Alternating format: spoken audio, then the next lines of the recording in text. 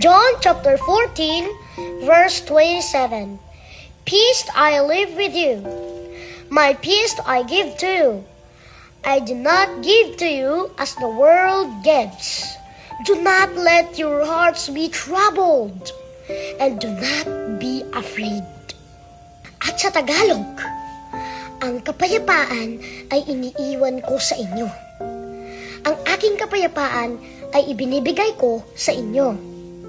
At hindi ko ito ibinibigay gaya ng pagbibigay ng sanlibutan. Huwag magulubihanan ang inyong mga puso at huwag kayong matakot.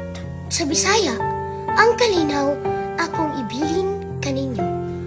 Ang akong kalinaw akong ihatag kaninyo. Dili ko kini ihatag sama sa paghatag sa kalibutan. Ayaw kabalaka ang inyong mga kasing-kasing ug ayaw kahadlok.